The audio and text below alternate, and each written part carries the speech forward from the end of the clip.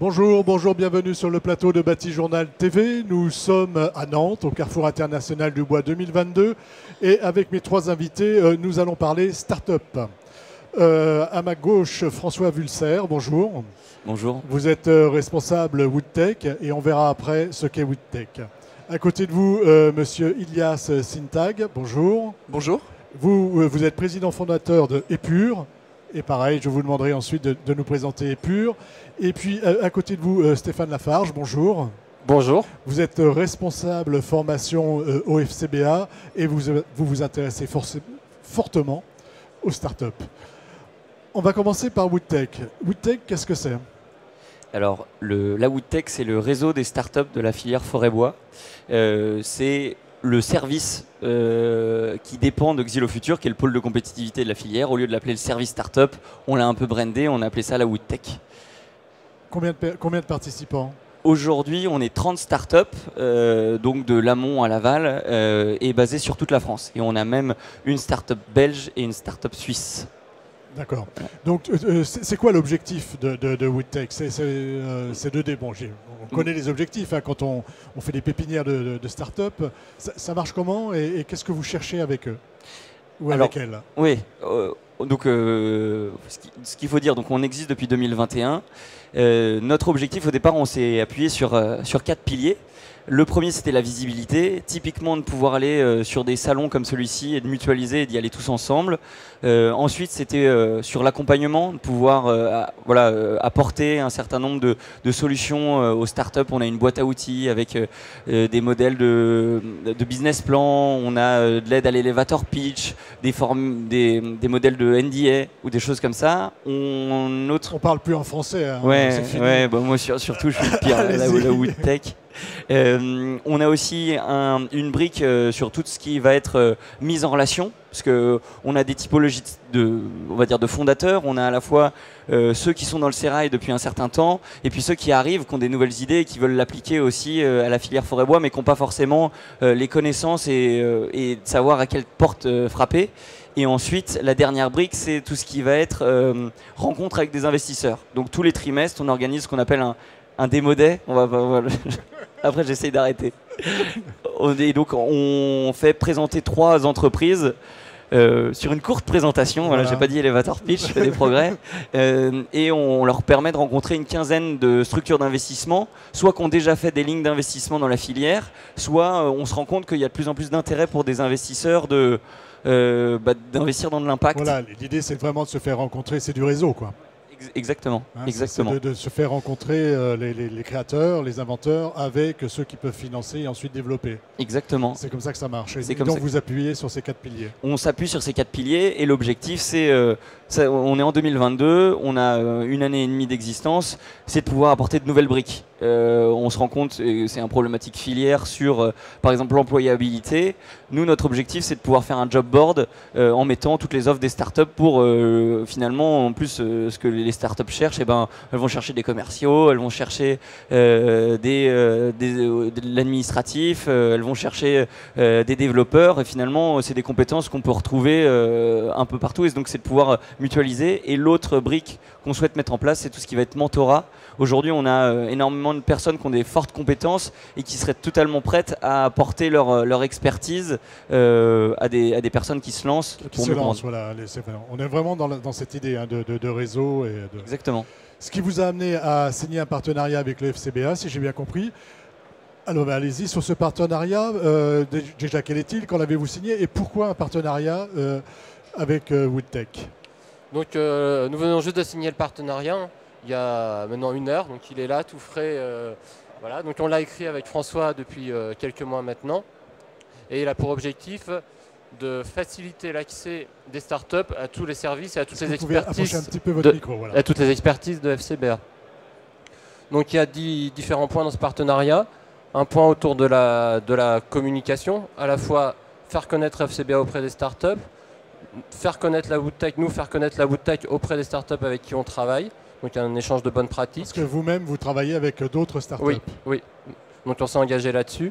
Il y a un aspect de faciliter l'entrée des startups à toutes les expertises que peut proposer FCBA. Donc via un point d'entrée unique, ce qui leur facilite l'accès à tous nos experts. On est plus de 250 à FCBA, donc c'est pas forcément simple pour une startup de s'y retrouver. Donc on vient vous voir en gros, hein, Voilà. Et vous savez où diriger les personnes qui viendraient vous voir pour avoir une telle ou telle expertise sur tel ou tel sujet. Exactement. Et c'est aussi d'aller plus loin, c'est de développer une offre adaptée aux startups.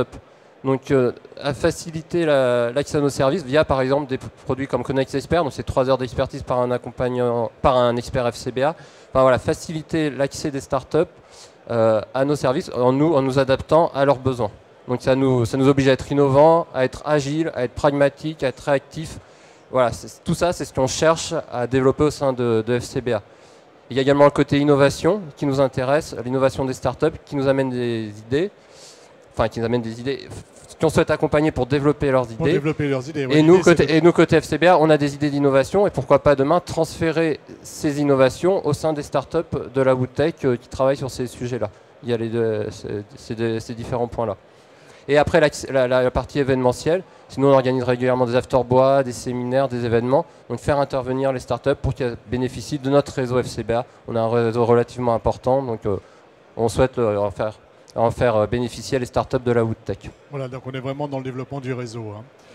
Est-ce que vous pouvez tous les deux me donner des exemples de startups? Alors, on va en recevoir 3 après. Hein. On en a une ici, mais je veux savoir sur les sujets sur lesquels vous travaillez. En fait, travaillent les startups que vous avez. Pas tellement nous présenter les startups, mais nous dire sur quel type de sujet elles sont. C'est quoi? C'est de la structure? C'est du BIM? C'est je ne sais pas. Je me lance et si jamais tu veux rajouter quelque chose, Stéphane, n'hésite pas. En suivant justement la filière, donc sur l'amont forestier par exemple, on va avoir de plus en plus d'applications digitales qui vont se développer, soit pour aider un propriétaire forestier à faire son plan simple de gestion, mais maintenant ça va un petit peu plus loin, on est sur des vrais sujets carbone. Donc on a des startups qui développent de l'intelligence artificielle qui se basent sur de l'imagerie satellitaire et qui vont réussir à pouvoir expliquer sur une parcelle donnée quelle est la typologie d'essence, quelle est la hauteur des bois sur pied et finalement qu'est-ce que ça séquestre et stocke comme tonne de CO2. Carbone. Voilà, exactement. Et pour avoir aussi un suivi pour les personnes sur le terrain, aussi pour essayer d'améliorer leur pratique sylvicole. Ça va être là-dessus. Après, on va être tout ce qui va être plateformatisation, d'essayer de faire rencontrer, par exemple, une des startups qui se présente s'appelle Click au bois. En gros, c'est de permettre à un particulier de récupérer en click and collect directement auprès des scieries, par exemple, ce dont il a besoin pour construire sa propre pergola et pas forcément aller chez le roi Merlin ou un intermédiaire. Pas de marque. Pas de marque, j'ai rien dit, pardon, excusez-moi. Ou sinon, ce qu'on peut avoir, c'est des nouveaux systèmes constructifs. On va avoir aussi tout ce qu'aujourd'hui on parle vraiment aussi chimie du bois, tout ce qui va pouvoir essayer de remplacer le pétro-sourcé. Donc c'est voilà, il y a vraiment des choses intéressantes. Voilà. On couvre tout le spectre. Allez-y Stéphane. Oui, j'allais dire que l'expertise FCBA et sur tout ce spectre, on va de l'amont à l'aval. Donc vraiment, voilà, on a un lien fort à tisser avec les startups de la WoodTech. Alors on a la chance d'avoir une startup avec nous. Ilias Sintag, vous êtes président d'Epur. Epur, c'est quoi? Alors Epur, c'est une startup qui a aujourd'hui 6 ans. Et nous, chez Epur, on conçoit, on fabrique et on commercialise une machine à commande numérique portative pour les charpentiers. Au fait, moi et mon associé, on était charpentiers et on a créé un robot de charpente mobile. Et du coup, c'est une première mondiale parce que c'était la première fois qu'on associait les caractéristiques mobiles et numériques dans un seul outil. En gros, c'est une machine qui va sur le chantier, c'est ça? Ou dans les ateliers? Explique-moi comment ça marche. Ouais, alors c'est une machine qui peut en effet aller sur les chantiers et en atelier. 80% de nos clients vont plutôt les utiliser en atelier. Et après, juste pour décrire le concept de la machine, c'est un peu comme une imprimante 3D mais inversée. C'est-à-dire qu'au lieu de déposer de la matière, elle en enlève. Et au fait, c'est une machine toute simple. Hein. C'est un moteur de défonceuse qui est monté sur 3 axes et qui sont commandés numériquement. Et nous, on y a associé une télécommande qui permet de manière très simplifiée de programmer la machine pour qu'elle réalise l'ensemble des usinages qu'on souhaite réaliser. Pour la charpente traditionnelle. Nous, on s'est vraiment axé. Tradit. Voilà. Et là, on a créé une machine pour la charpente traditionnelle. Donc Tenon, Mortaise et tout Tenon, ça. Mortaise, queue d'Aronde, des moises, des mi-bois, des... D'accord. Enfin, voilà. Et ça, on peut le faire avec votre machine qui est déplaçable en fait. Tout ça, on peut voilà. Tout ça, on peut le faire avec notre machine. Au fait, nous, ce qu'on souhaitait réaliser en tant que charpentier, c'était de créer une machine qui intègre du numérique, mais que les charpentiers puissent utiliser un peu comme ils utilisent leur scie circulaire. Et que notre outil rentre dans leur quotidien et qu'elle soit aussi facile d'accès que l'utilisation d'une scie circulaire. Allez-y, allez-y. Ouais, non, et bon, on y est à peu près arrivé. On est assez fiers de la télécommande qu'on a créée. Nous, du coup, techniquement, on appelle ça une IHM, une interface homme-machine, mais qui rend vraiment accessible le numérique à l'ensemble des artisans. Et nous, notre clientèle, c'est plutôt des petits artisans, c'est-à-dire des entreprises entre 0 et une quinzaine de salariés. Tu voulais rajouter quelque chose? Oui, non, mais c'était là où tu justement donnais le numéro de ton stand. Pour, justement, Mais pour tout te dire, au fait, je ne connais pas le numéro de mon stand. C'est dans le hall ici. 1 et sur l'espace Woodtech à 10 et sur l'espace de Fibois Occitanie également. Alors maintenant, on a vu ce que vous avez développé. Vous m'avez dit 6 ans. Oui, ça fait 6 ans qu'on existe. Vous en êtes tout de la commercialisation, de la fabrication, et c'est là où on va voir comment, après, votre implication dans Woodtech et l'intérêt que vous avez à travailler avec Woodtech et le FCBA. Ouais. Alors nous, on a fait le choix. Alors, on est basé dans les Pyrénées, dans le sud de la France, et on a fait le choix de vraiment concevoir et fabriquer nous-mêmes notre machine. Notre machine, elle est origine France garantie, ça veut dire que 60% de sa valeur est fabriquée en France, et ça c'est vraiment un choix et une réponse à nos valeurs. Un choix militant, on va dire. Un choix militant, tout à fait, complètement. Et après, la commercialisation, nous on l'a lancée en 2018, fin 2018. Et les 2 premières années, on a vendu une dizaine de machines par an. L'année dernière, 25. Cette année, on a prévu d'en vendre une centaine. Donc, on est plutôt satisfait de ce démarrage et de ce lancement de produits.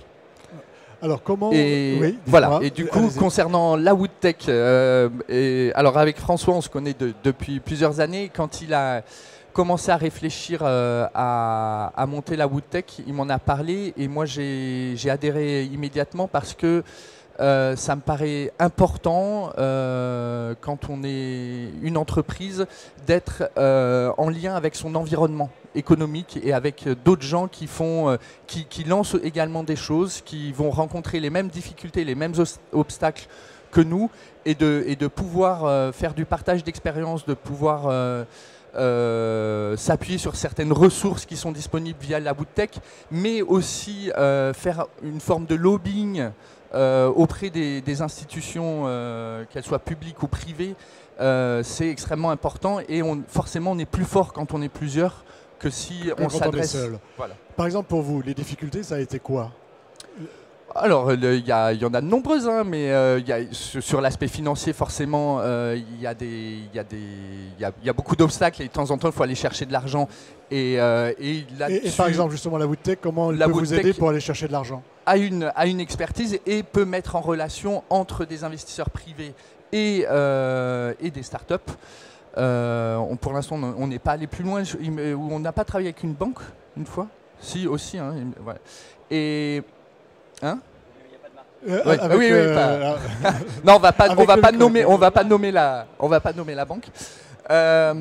Donc sur la partie financière, moi je dirais après sur la partie mise en réseau, permettre, quand on met son carnet d'adresses à disposition de ses autres partenaires, ça peut vous mettre en relation avec des gens qui vont répondre à vos problématiques, à certaines de vos problématiques. Voilà, donc et le fait d'être par exemple comme ici au Carrefour International du Bois, d'être ensemble start-up avec Woodtech et avec FCBA, c'est plutôt profitable. Tout à fait, de pouvoir profiter aussi du fait qu'ils ont organisé un stand où ils nous accueillent. Pour nous, ça simplifie beaucoup les démarches. D'ailleurs, si la Woodtech ne m'avait pas invité sur son stand, je n'aurais pas pu exposer sur le CIB.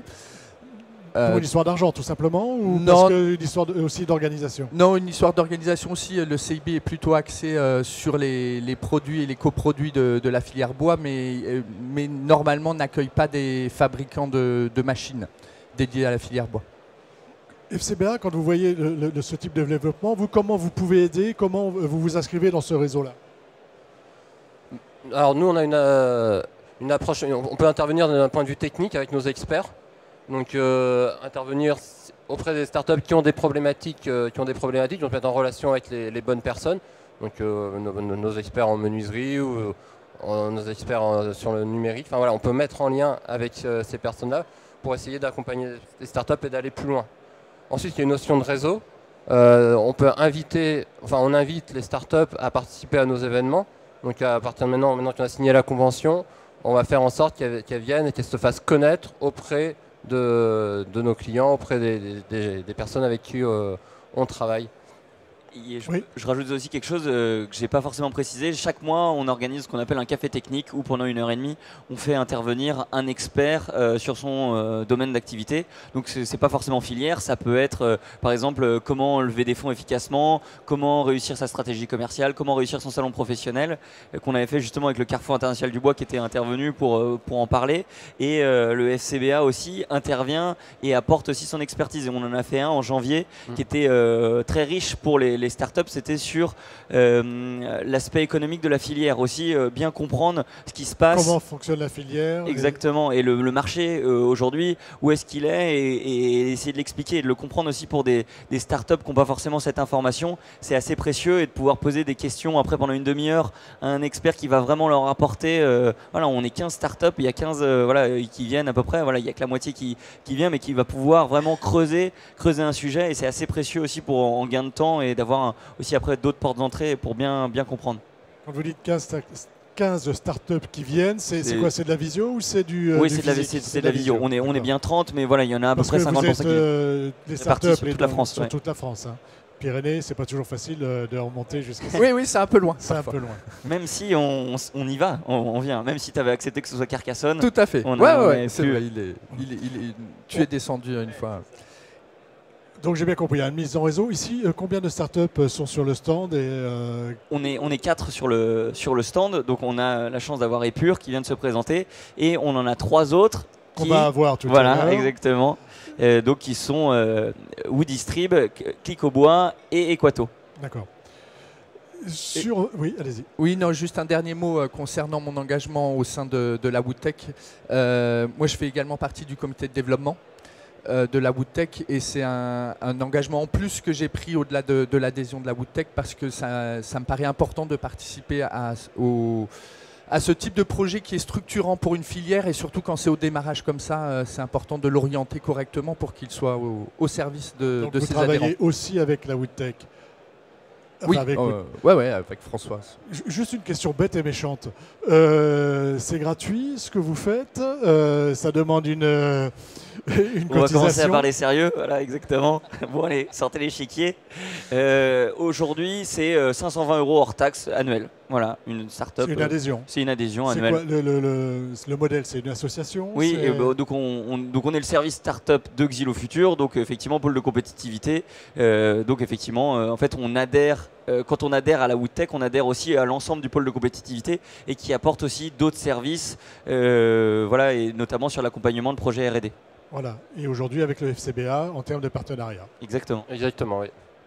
Ben écoutez messieurs, merci d'être venus nous parler de la Woodtech sur le plateau de Batijournal TV.